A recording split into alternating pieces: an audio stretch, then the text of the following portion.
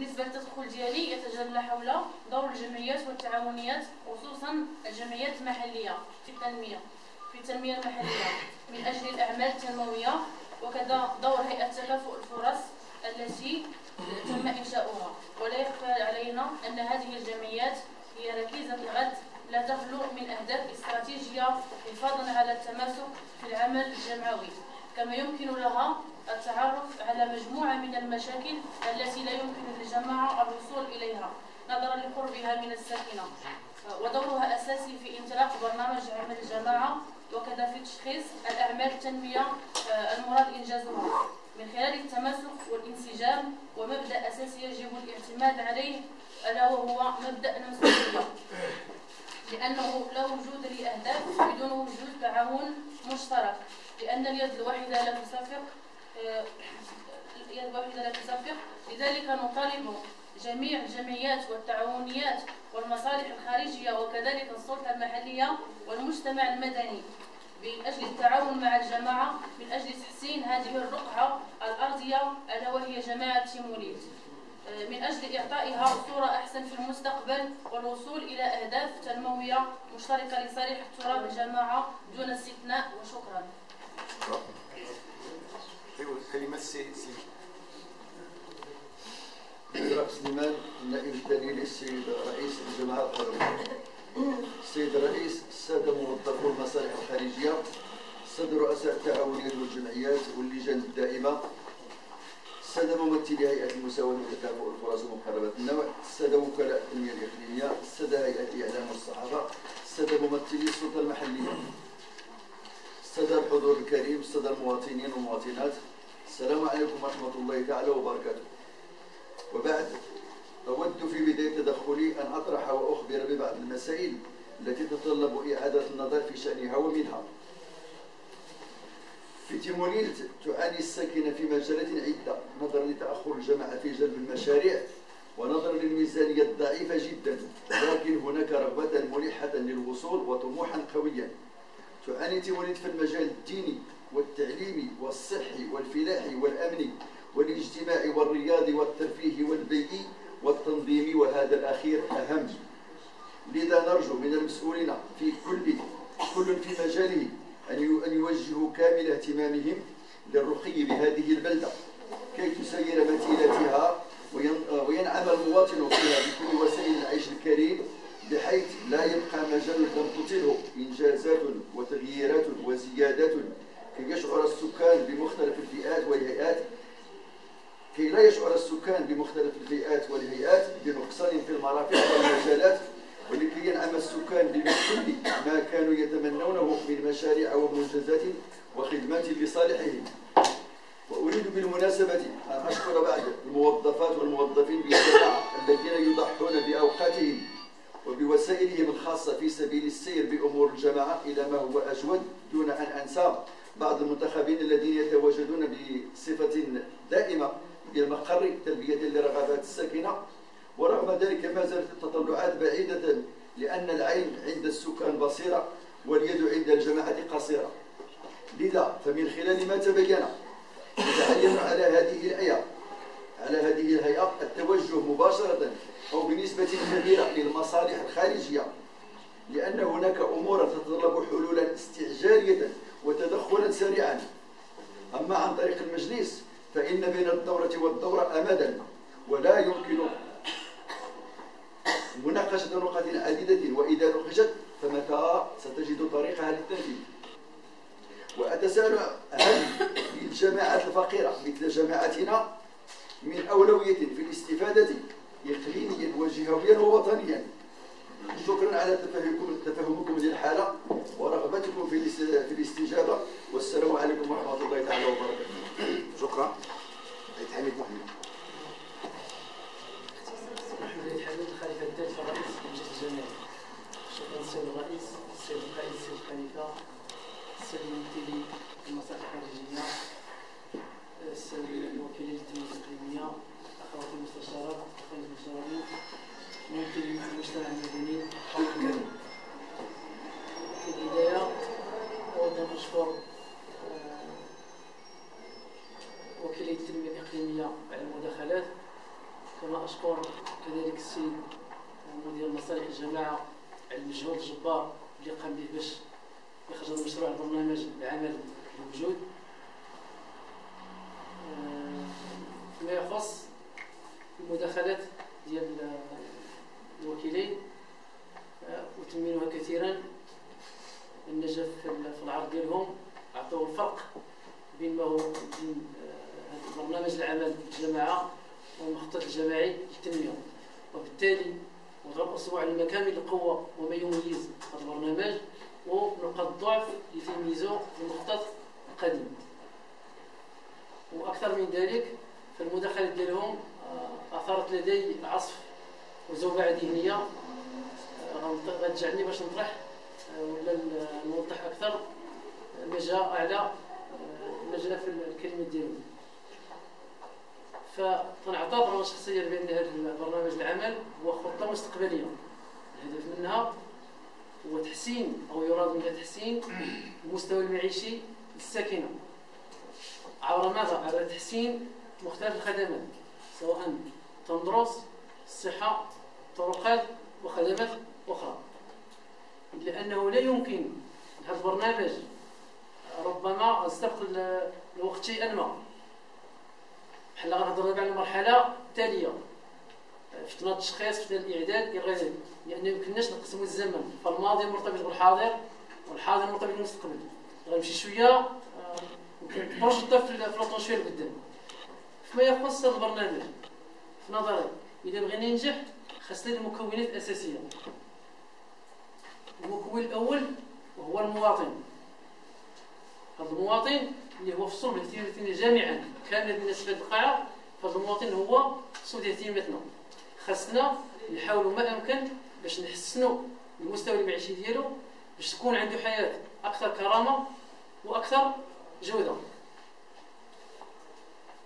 إلا أنه ارتباطا كما جاء اللسان ديال الإخوة ارتباطا بهذا الهم هذا الزين خاصو حتى هو يتحمل المسؤولية. وهنا غنرجع للكلمة ديال الأخت اللي قالت بأن المقاربة التشاركية تجرنا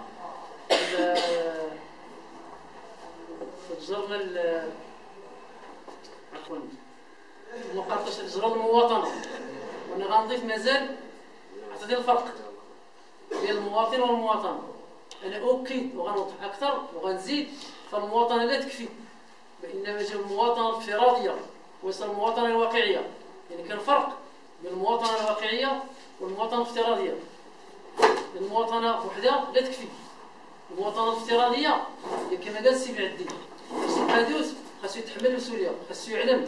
أما المواطنة الواقعية تندوز على القادوس تيشرشر بالماء وتندوز، تنشوف واحد تيرسل الدورة وتندوز. المكون الثاني هو المنتخب اللي خاصو يكون فاعل وفعال، بمعنى تكون عنده نظرة مستقبلية ويكون عنده بعد النظر، إضافة إلى إصغائه للحاجيات والانتظارات ديال المواطنين، لأن هذا الشيء كامل يتمحور حول المواطن.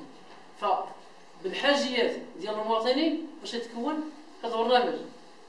المكون الثالث اللي هو أساسي ورئيسي هو السلطة المحلية. السلطة المحلية فمنذ عقد ونصف من الزمن تغيير المفهوم ديال السلطة، سواء المفهوم الجديد للسلطة، وأصبح يتفاعل مع المواطن. غنعطي واحد المثال كلشي تيعرفو. تيكون شي عنده شي مشكل تيجي الجماعة غالب الله فين تيمشي عند السيد القائد ولا السيد الخليفة، راه عندي مشكل. وبالتالي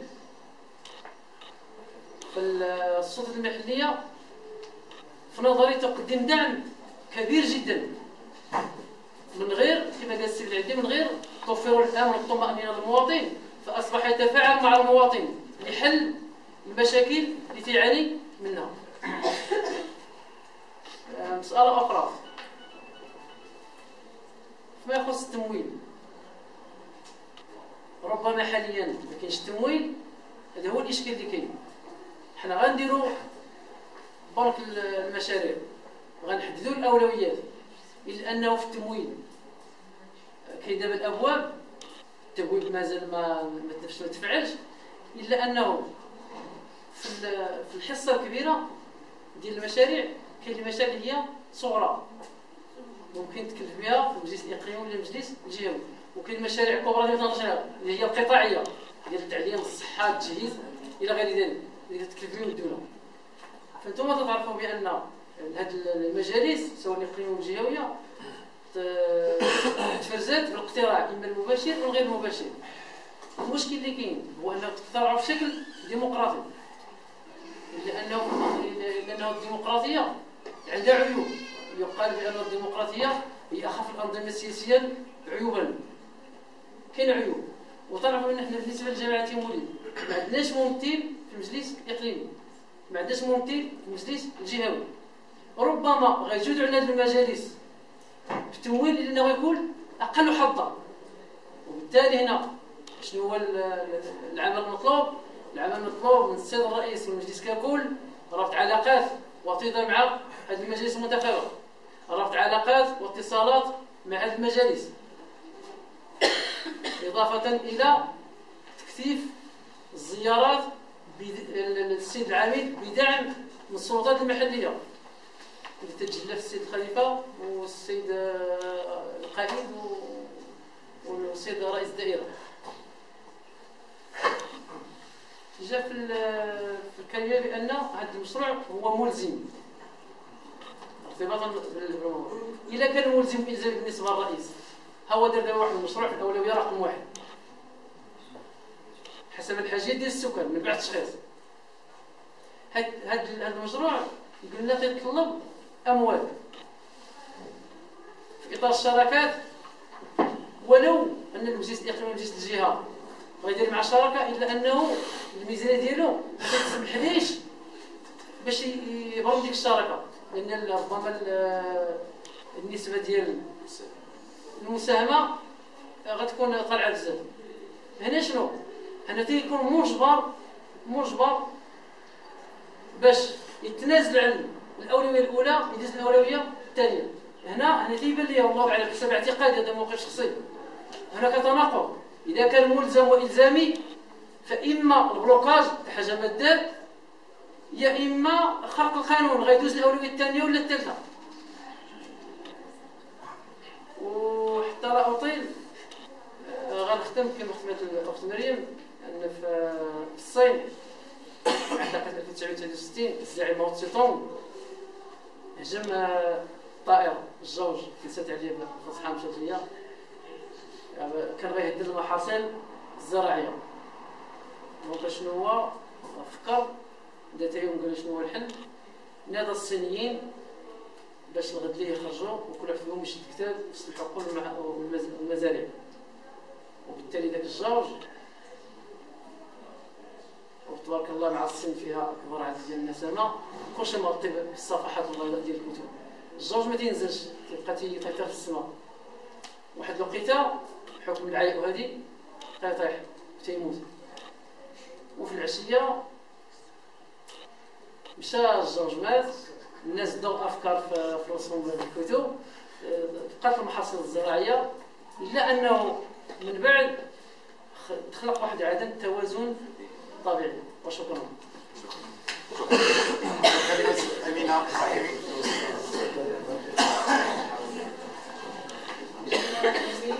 مستشارة جامعية نائبة ربيعة السيدات الجامعة الحكومية.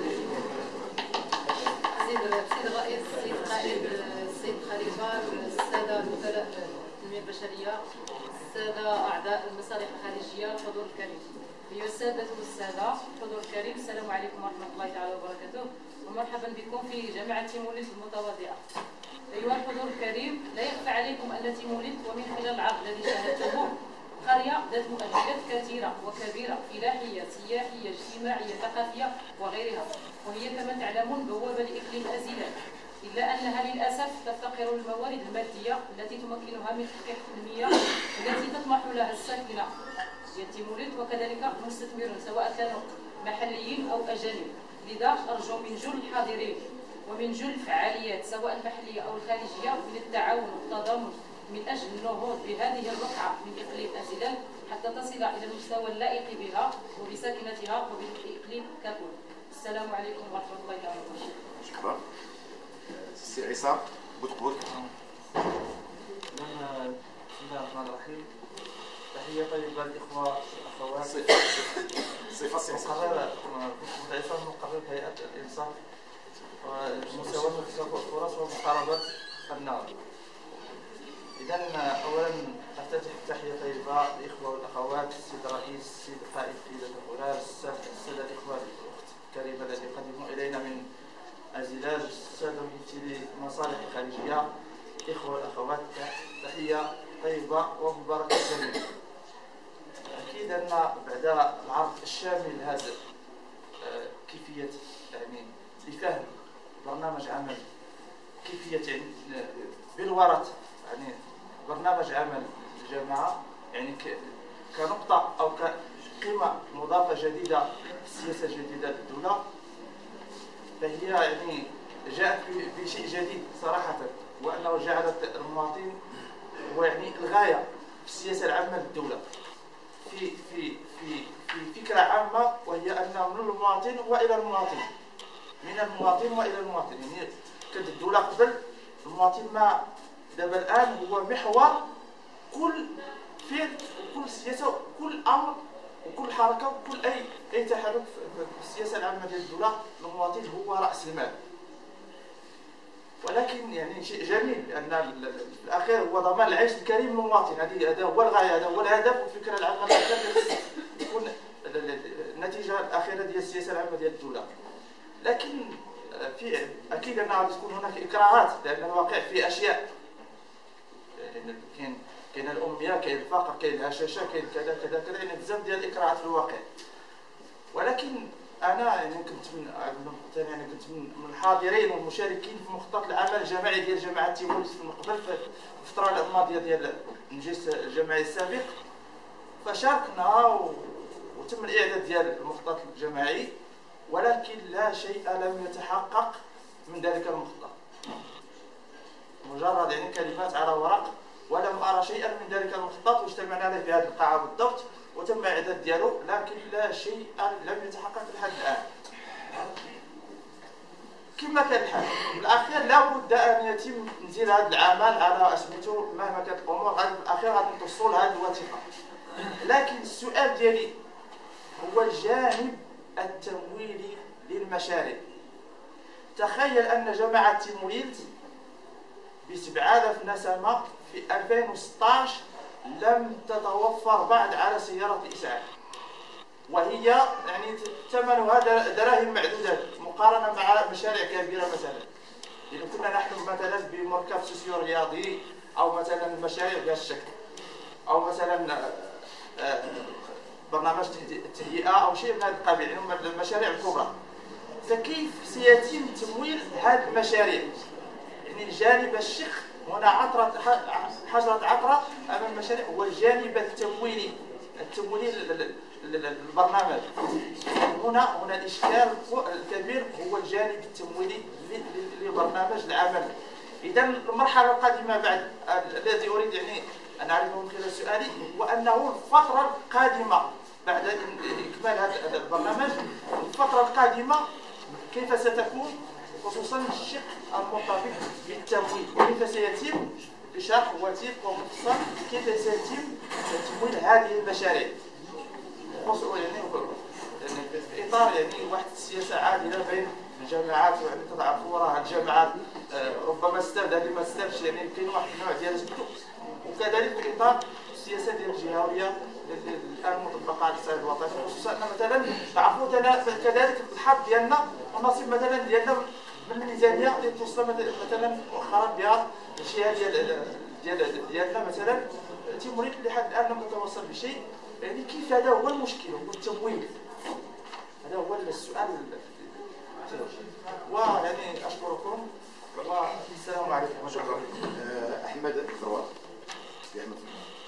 بسم الله الرحمن الرحيم. اولا اوجه التحيه والشكر للاخوه وكلاء الفنيه. احمد زروار رئيس جمعيه المناضل بناء مسجد الغفران بتيموليس. الشكر موصول للاخوه رؤساء وكلاء التنميه والسيد القائد والسيد خليفه القائد تيموليس والسيد رئيس جامعه تيموليس وممثل المجتمع المدني وممثلي المصالح الخارجية للوزارات. أبدأ بآية قرآنية تقول: بل أعوذ بالله من الشيطان الرجيم: إن يعلم الله في قلوبكم خيرا يؤتكم خيرا. صدق الله العظيم.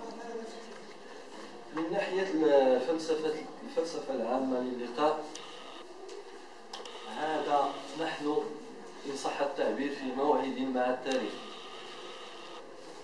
لأن يعني السنن الإلهية والكونية فيما يخص الفرص التي تعطى للإنسان لا تأتي بشكل اضطرادي وبشكل يعني دائم، ودائما لا تمنح لنا فرصة إلا عقدا بعد عقد أو مدة بعد مدة.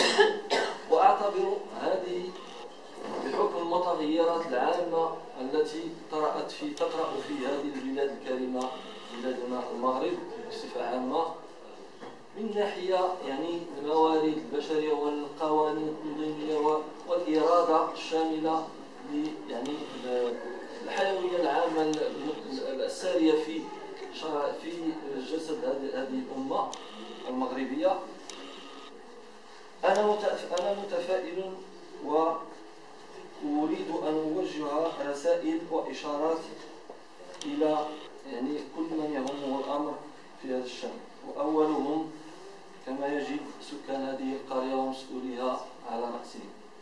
أولا، الرسالة الأولى أبدأ فيها بتساؤل الأخ عصام: لماذا تفشل كل المخططات يعني التنمية الاجتماعية التي حيكت أو أقيمت من قبل؟ وهذا تساؤل مشروع في اعتبار هناك أسباب ذاتية موضوعية.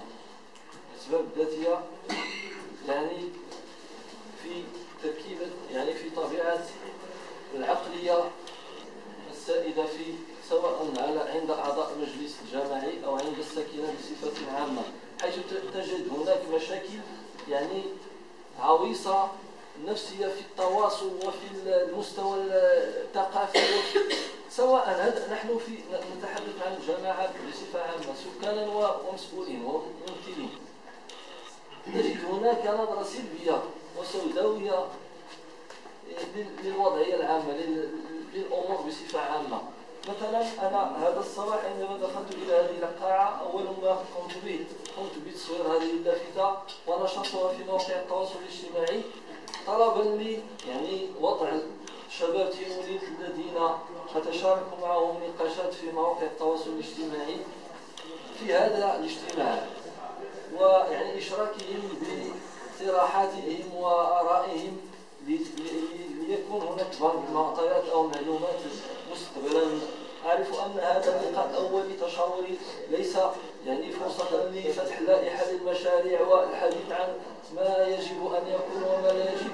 هناك إن شاء الله مستقبلا لقاءات مع لجان مع عمل يعتبر هذا اللقاء هو يعني بوابة وانطلاقة كما قلت وموعدة مع التاريخ بمفهومه العملي. رسالة للأعضاء المجلس أن يغلبوا المصلحة العامة وأن يعني يتخلصوا من تلك يعني الأفكار يعني الضيقة والحسابات الضيقة التي تفسد كل عملية للإصلاح وكل عملية للوحدة ويعني والتضامن بين مكونات هذه الأمة. الرسالة الثانية للمجتمع المدني نفس الإشكال، تجد أن هناك يعني تفاوتا في الرؤى وفي السياسات وفي الإرادات وفي كل شيء. تقام جمعية وتقام جمعية في نفس الأهداف أو ضد هذه الجمعية. يعني هناك وفي نظري هناك سبب رئيسي أنه نخلط بين ميداني الاشتغال. هناك ميدان اشتغال أو مضمار اشتغال المجتمع الفاعل الجمعوي ومضمار اشتغال الفاعل السياسي، وعندما يكون هناك خلط تكون هناك يعني مشاكل عويصة ومستعصية ومزمنة. لذا يجب توحيد الرؤية.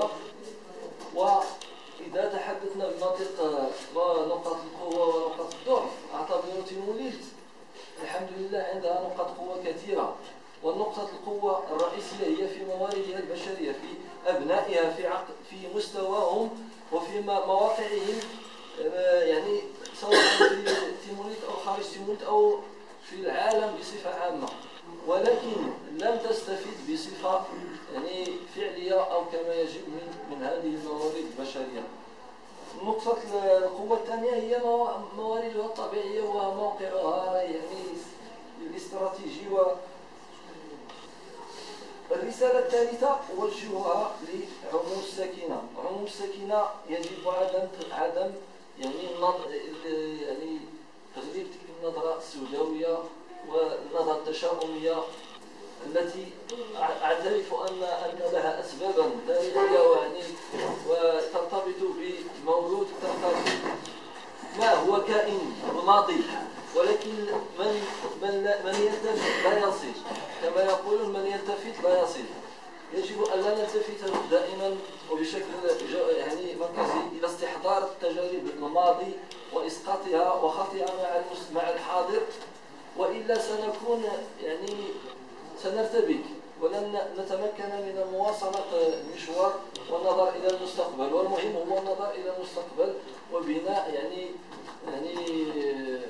فكر يعني استراتيجيات مستقبلية، هذه هي فلسفة يعني هذه البرامج مخططات العمل وهذا التخطيط الاستراتيجي كما يسمى. وأتمنى أن تكون هناك يعني مصداقية وارتباط بالقيم، لأن بدون قيم وبدون مصداقية لن يكون شيء، وبدون إخلاص في العمل لن يكون هناك أي شيء. وأتمنى التوفيق للجميع، ونحن مستعدون للعمل من أجل استمرار هذه التجربة وهذه يعني هذا المشروع حتى يحقق أهدافه المتوقعة إن شاء الله في المستقبل. وشكرا. شكرا. باقي المعطية صح أخير واحد. أتقدم بالشكر والتحية إلى السيد رئيس الجماعة، ثم إلى رئيس جمعية أيد السيد البلان للماء التنمية. كما أتقدم أيضا بالشكر للسيد أو ممثل وكيل التنمية الإقليمية، وشكرا على العرض الخير. التدخل ديالي